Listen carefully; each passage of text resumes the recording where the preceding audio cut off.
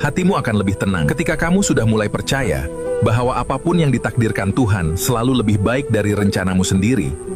Karena tidak semua yang kamu inginkan itu baik, dan tidak semua yang hilang itu buruk. Manusia hanya mampu berharap, tapi Tuhan lebih tahu apa yang benar-benar kamu butuhkan.